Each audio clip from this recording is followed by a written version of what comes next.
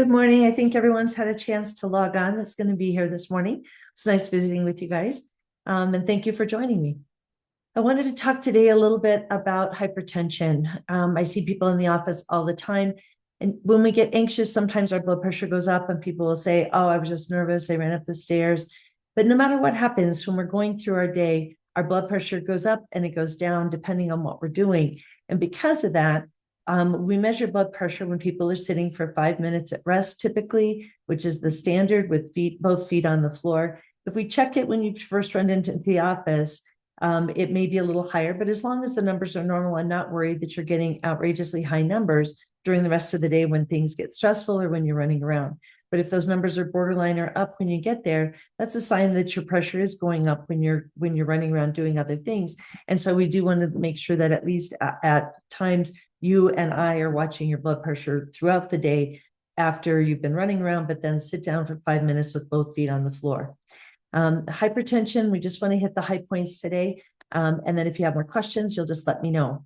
But the main points, I have 10 key points I just wanted to go over. One is, what is blood pressure?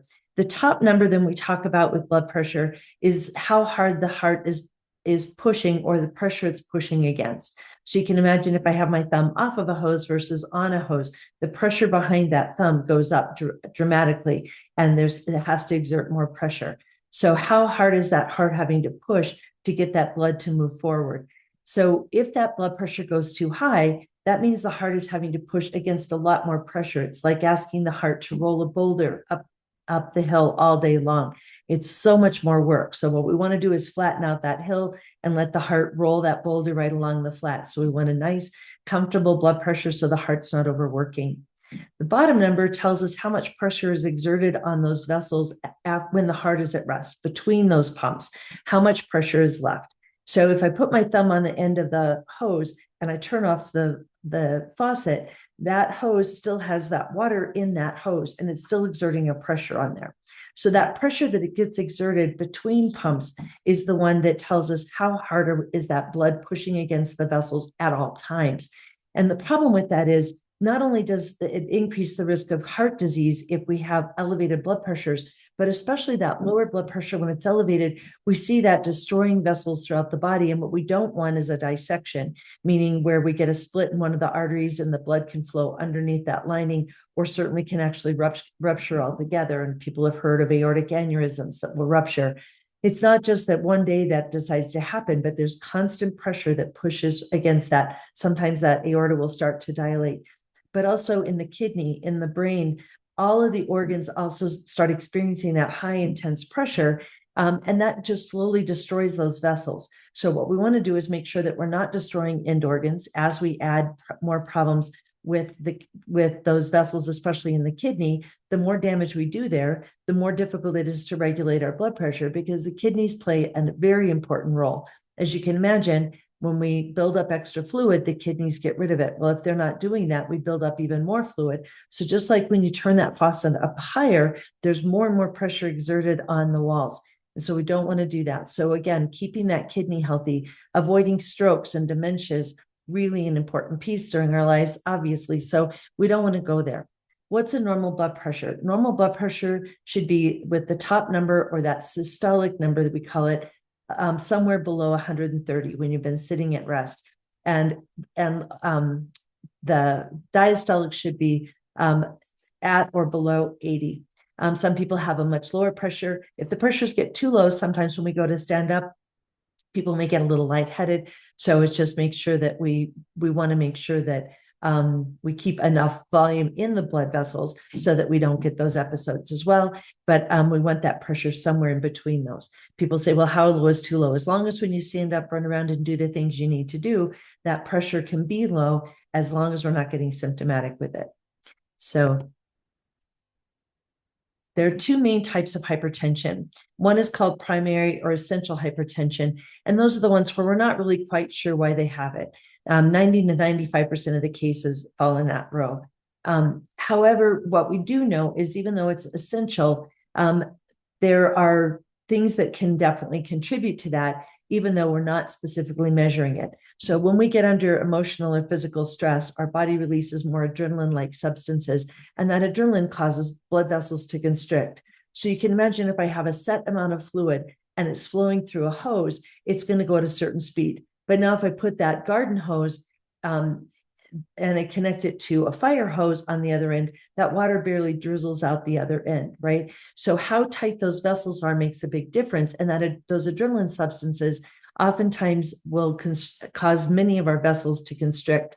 And as they do, that automatically pushes those pressures up, right? The heart's pushing against a more narrow vessel, and it's also pushing against, and the walls are constricting. So that's increasing the amount of pressure that's being exerted on them.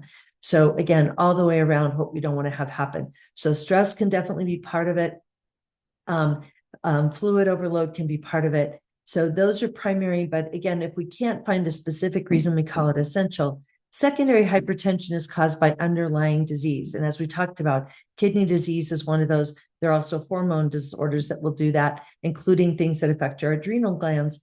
Our adrenal glands sit on top of the kidneys, and they're responsible for helping us regulate blood pressure.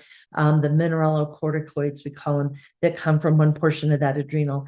And also cortisol, like we talked about, that's one of those hormones that will do it. Also, some of the sex hormones can also cause elevated blood pressure. So if we have an imbalance of those, sometimes we can see elevated blood pressures. So there's a lot of different things that we look at when we're looking for blood pressure problems, and we certainly want to treat or avoid those secondary problems. But if we have primary or essential hypertension, sometimes all the relaxation, breathing, and all the techniques that we try and have people use with trying to bring that stress down a level or two, sometimes even with all that in the world, we don't find a cause and we can't get that pressure down. So the question is, well, if that's the case and we don't know what's the cause, is there still a reason to treat it? The important thing to remember is you do not necessarily feel elevated blood pressure. They did studies when people said, oh, I think my pressure's high today because I have a headache. Certainly, if it gets extremely high, we can have symptoms, and it may cause headaches. But just because you're symptom-free does not mean that you don't have elevated blood pressure. It does mean that your heart is working harder and or that we're potentially damaging things. But sometimes it's happening so slowly that we don't even recognize it. So we call it the silent killer because it creates dementias, strokes, heart attacks, and renal disease, all those things we talked about, but people don't even realize it's happening. I oftentimes, when I was working with the diabetic population in Alaska, I went to take care of getting a diabetes program set up. And when I went up there, many of those people were not being treated for protecting their blood vessels. And we were seeing a lot of kidney damage. And so what happens with that renal damage, even if we continue to ignore it, eventually those people can actually end up on dialysis. And we talk to people with diabetes. Glucose is a really sharp molecule. It shreds the vessels in our body. If that's too high for too long, it shreds those vessels, could start leading to some of that renal disease. And again, those people were not feeling anything, were already in stage 3 renal failure and had no idea that they were. So the consequence is that if we don't look at blood work, if we don't look at blood pressures, these things are easy to miss, and we don't want to wait until we're in end-stage disease before we find things. So making sure that we're monitoring that on a regular basis is really important. And we should start monitoring those blood pressures even in our teens, because there are teenagers that end up with primary hypertension. So we don't want to let that go, certainly from our teenage years forward. If we have a family history, it can absolutely make a big difference. Lifestyle modifications can be important. About 10% of people are actually sodium sensitive with their blood pressure, but certainly we don't want to take in excessive amounts of salt. People have started dramatically reducing salt intake, which is probably a good idea. We want to stay well hydrated and not do excessive salts. I do like people to realize if we are craving a lot of salt or salty foods, it may be more of an indication that we're low on other minerals. We need certain minerals to make sure our thyroid works, and we need minerals for a lot of different actions in the body, but manganese, copper, selenium, iodine. We need most of those for our thyroid to function. And the thyroid is that thing that drives our metabolism. So we follow that. But when we start craving more salt, we don't necessarily need more sodium chloride or sodium. We may need one of those other salts. So I do tell people, if you're craving more salts, make sure that you add a multi-mineral, not a multivitamin, but a multi-mineral. And if you're going to add a multi-mineral, you want to make sure that when the mineral is attached to a type of salt for us to absorb it, you want to make sure it's in a form that's easy to absorb. Just because we sell vitamins or minerals doesn't mean that we actually get them on board easily. And oftentimes the salts that they attach it to are more difficult to absorb, but they're the cheaper ones. And so they can make a cheaper product by using the less expensive salts to attach. And then sometimes we take those things and they go right on through. So make sure you get one that's easy to absorb or comes from a good quality company. Bariatric vitamins and minerals have to prove that they can be absorbed, so you're always fairly assured that you're going to be fine with that. But they do cost a little bit more. But you can get things from other places like Pure Encapsulation, Zymogen, Orthomolecular, any of those FDA-approved facilities are usually going to give you a little bit better quality one. But reducing excessive sodium intake. Potassium is one of those that we deplete if we are throwing up or if we have diarrhea. And we also have insensible loss that goes on. So potassium is one of those that we kind of exchange sometimes with our sodium, and or that's responsible for helping us balance our pH inside of our body. So making sure that we keep enough potassium is important. It becomes especially important if we're taking a diuretic. Many of the diuretics cause us to lose extra potassium. So again, if we're struggling with cardiovascular issues, whether or not we have to add a diuretic because now maybe the kidneys aren't working well and we're holding too much fluid, we still need to make sure we have enough potassium. We have about 20% of our potassium in our blood vessels, about 80% in our cells. And so the problem is if I check your blood level for potassium, your cells will give up all of their potassium just to keep it normal. So unfortunately, when I tell you your blood level of potassium is normal, we may or may not have a normal amount in our body. Because our body can lose up to 80%. So all I can tell you when your potassium is normal is you have at least 20% of what you need. So make sure that you remember that. If you end up with muscle cramps, heart rhythm problems, we have to really watch that potassium carefully. But muscle cramps can be one of the first indications of significant potassium depletion. So again, make sure you let your provider or me know if you're ending up with any of those muscle cramps, especially nighttime cramps. Healthy diet, DASH diet is one of those, but Mediterranean diet also will work. What we want to do is make sure that we're getting a good balance of vegetables. We want proteins, we want vegetables, and we want to make sure that if we do add grains or starches, that it's in a very complex form. And most importantly, staying hydrated. Even though it sounds crazy, hydrating with more water will actually help us diurese better and keep our water in a better balance. So making sure the kidneys have enough volume so that they can work and filter the way they need to is important. We want to work to maintain a healthy weight. And again, hopefully that's why, if you've struggled with it, why you're working with me, and hopefully we're getting you on your way and you're making good progress. You want to make sure that if you do struggle with the weight, that you don't keep doing the same things over and over and over, or trying to follow this person and that person because they were successful on a particular program. What you want to do is figure out, why am I a calorie storage machine, and how do I turn myself into a calorie spending machine? And make sure that we fix those underlying metabolic problems. And once we do that, the weight can move. So again, maintaining a healthy weight means the heart has to push blood through less tissue, less blood vessels that we have, through all of that fat that we have with all the blood vessels that go through there. So again, just making it easier on the heart so it doesn't work so hard is an important piece. Exercising for control. So again, as I mentioned, when we get more and more stressed, we have more and more adrenaline that goes up. When we exercise, one of the things that we do is we burn off that adrenaline. Also, when we exercise or when we move around, the body starts to divert where it sends the blood. So we send more blood to the muscles that are doing that. We shut down the digestive process, so we're not doing that. So again, what we're trying to do is reposition where we're sending that blood. And as we exercise, we bring that adrenaline level back down. There is a possibility of exercising too much. If people start some of those HIIT programs or those fitness programs, if they go really hard at those, again, sometimes that can be a significant stress on the body. Cortisol can go up and the blood pressure can actually go up as a result of it. So again, watching what happens when you exercise, make sure your blood pressure and your heart rate stay within acceptable ranges. that's something we'll talk about in another discussion, or you can talk with me or your primary care provider about what kind of numbers should I aim for with my heart rate and my intensity. But we talk about moderate intensity, and that's usually when we're walking or when we're doing an exercise, and we can have about 2 to 3 words that we can put together in a sentence before we're breathing. So again, when you're talking, you want to make sure that you're breathing a little bit faster, so that if you're trying to breathe like that, that's probably getting you into the range that we're talking about with moderate exercise.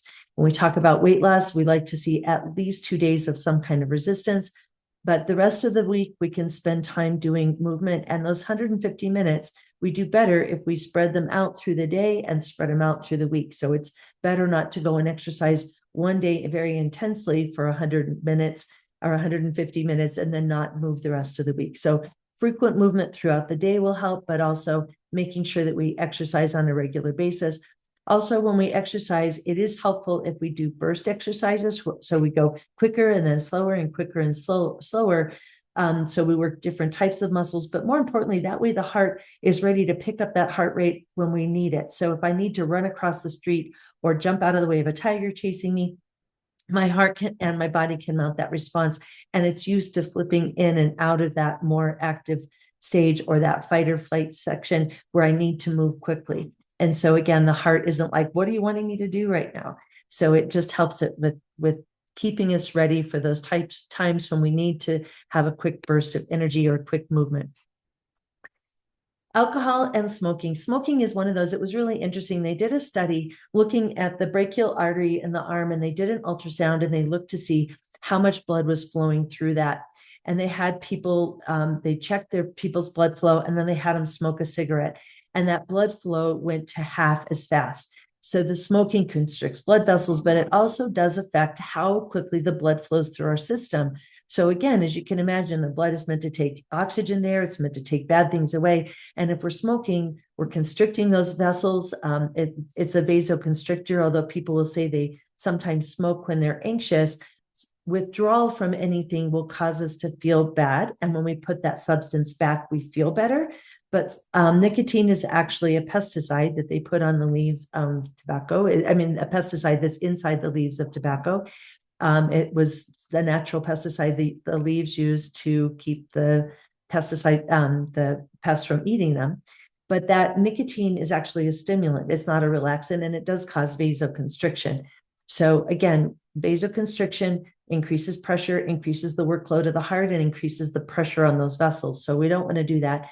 But also, like I said, that level went down dramatically. Some alcohol, it's interesting when they gave those same people that they were doing the ultrasound on the arm, because they love to pick on McDonald's, they had them eat a Big Mac. But when we eat an extremely fatty meal, sometimes that blood flow will also go down. So again, whether we smoke or have an excessively fatty meal, when they looked at the blood flow in that artery, the blood flow again slowed down dramatically when we had those fats around. Interestingly enough, when people had small amounts of alcohol, those people that had a fatty meal, the blood flow did not slow down. So there's definitely something to that wine and cheese theory, or to looking at how the Europeans will sometimes add a little bit of alcohol with some of their meals. But what we don't want to do is increase the amount of that, because alcohol definitely has detrimental effects on the liver. It has detrimental effects on all of our organs. And so again, we start to see that chronic buildup of damage, and especially in the liver. But when the liver starts running into problems, again, that's one of our filters. And if you plug up a filter or it's not working as well, everything starts to back up, and we see more volume increasing in the body, and we see it harder for the heart to work. So again, excess alcohol is a problem. They did do studies on people that had no alcohol versus people that had 1 serving of alcohol, which for women is about 3/4 of a cup, and men 1 cup of some type of wine, or 1 shot of a whiskey or liquor, like tequila or so on, about 1 shot. People that had 1 shot or 1 serving per day had lower cardiovascular risk and lived longer than people that did not drink at all.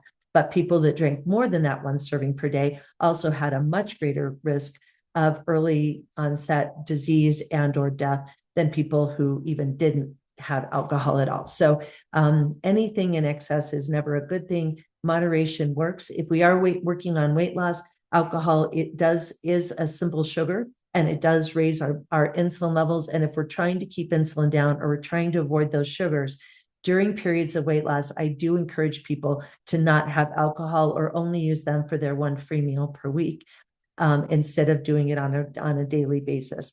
But so again, no drinking juices, no drinking sugared beverages, and that includes alcohol when we're trying to lose weight. Once we're at our goal weight, it's a different story.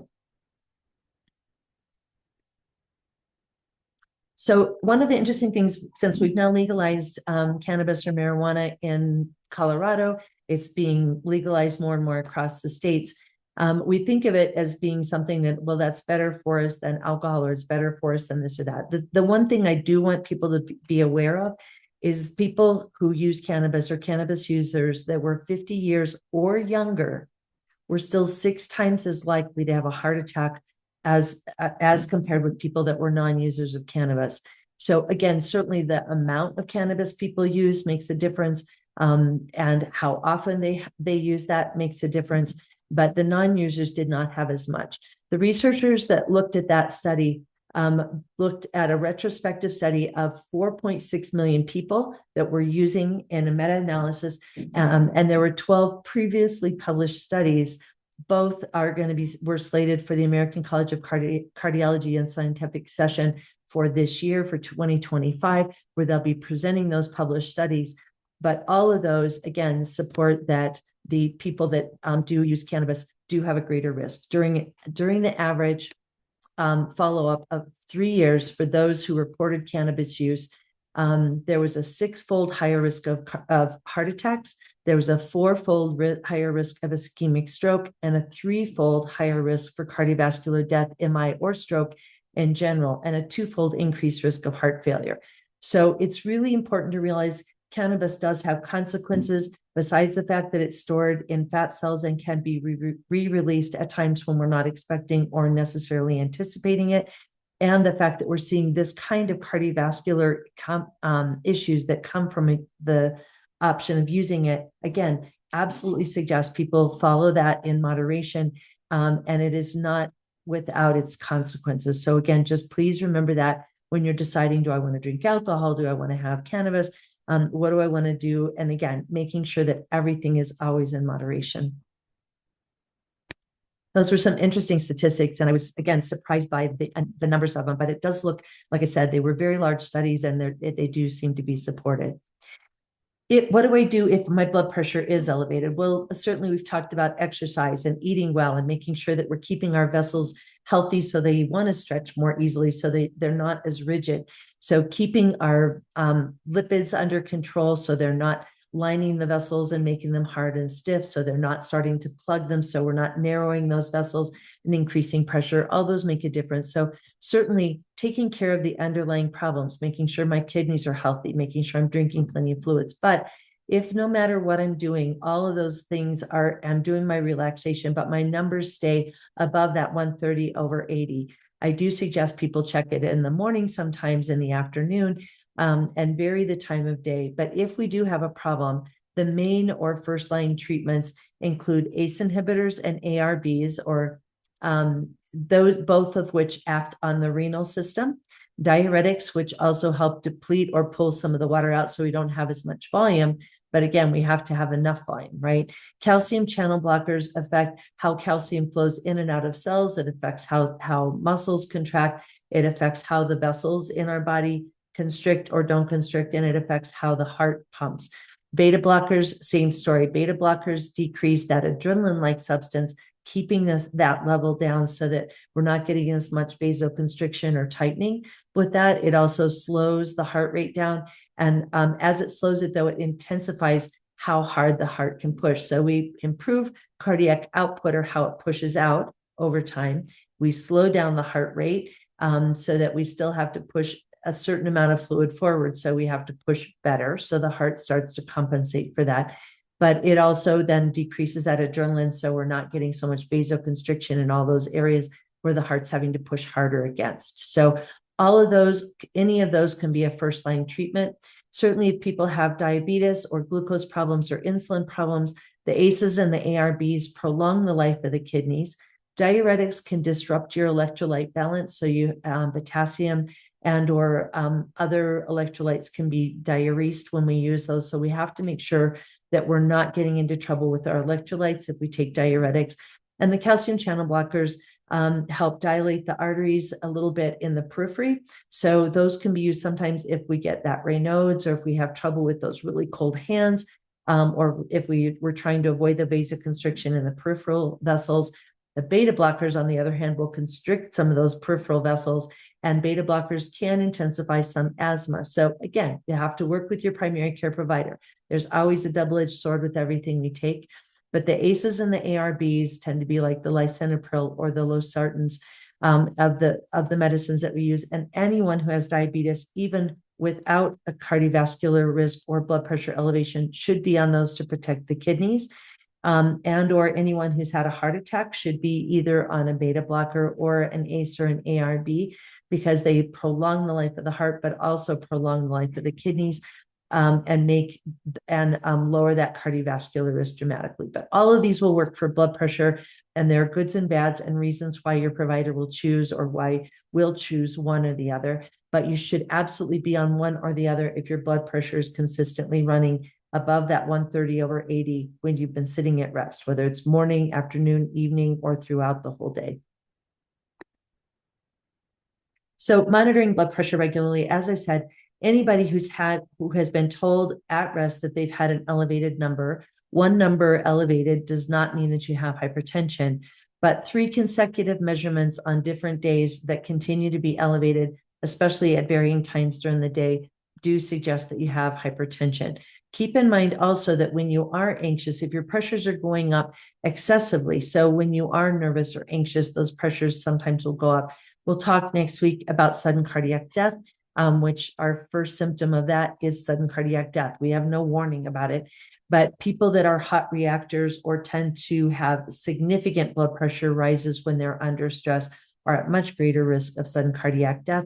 And so again, even if you end up in a doctor's office and your pressures are quite high, we used to tell people, oh, that's just white coat hypertension. It's not a problem. Just check it, make sure you're fine at home when you're there. That's true, as long as when we're at rest, it's a good number. That's somewhat reassuring. But what we do know now is that people that do have those rises in pressure when they get anxious are at greater risk of cardiovascular and stroke events than people who are cool reactors. That doesn't mean who gets mad and angry and gets in other people's faces. Sometimes that alone just blows off their steam. There are people that are very cool and calm on the outside that are still significant stress reactors or hot reactors. And again, we'll talk about that more next week. But if your pressure does tend to go up when you're anxious or nervous, if you can imagine, if I have a dam and there's water behind it, keeping the level of the water lower works the dam less hard. As that level of the water goes up, there's more and more pressure exerted on the dam, so it works harder. But what if I don't have too much water, but all of a sudden I start having big waves that hit that dam? It again is even much harder on that dam to stay normal or do its job when we've got these big waves hitting it, right? We've seen those things with hurricanes when they're beating down all those barriers that we've seen.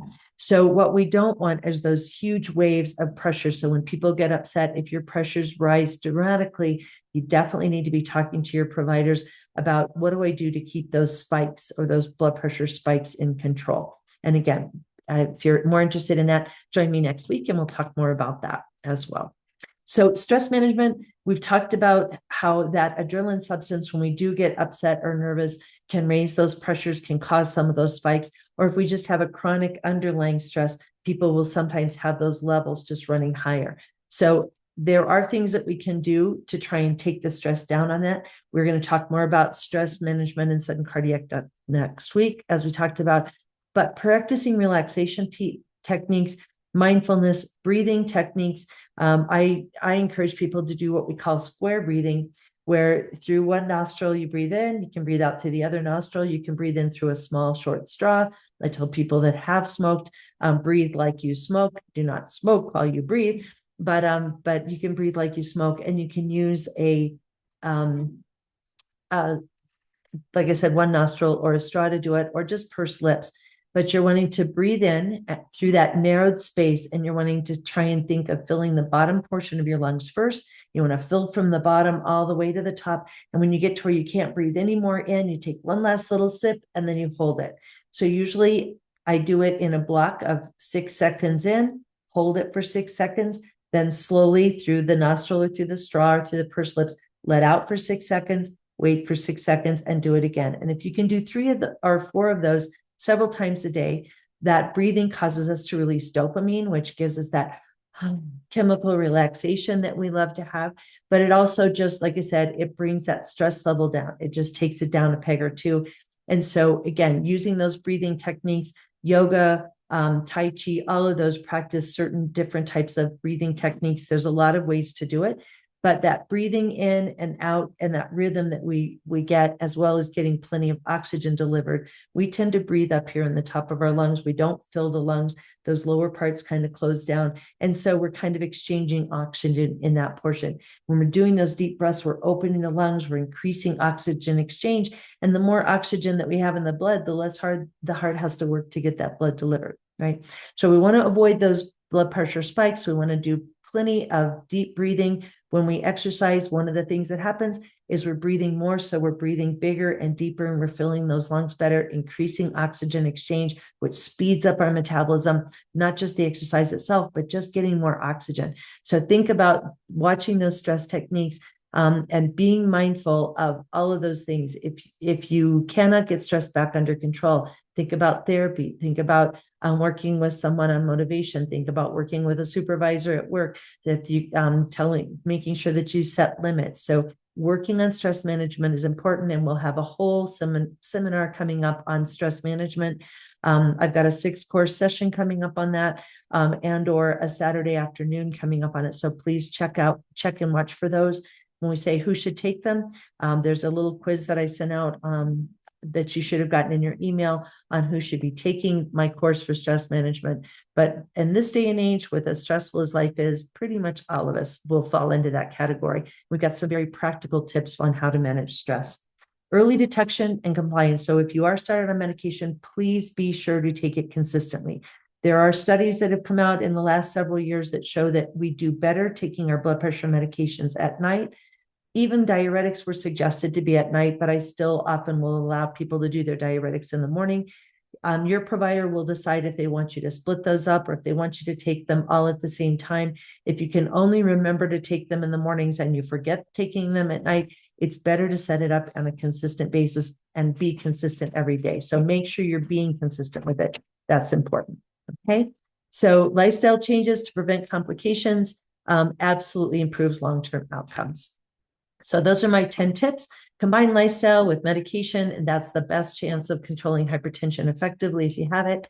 So again, those are my pro tips. I do have a list here. This will be placed on the web. So it talks a little bit about using a cardiac risk calculator. You can go online.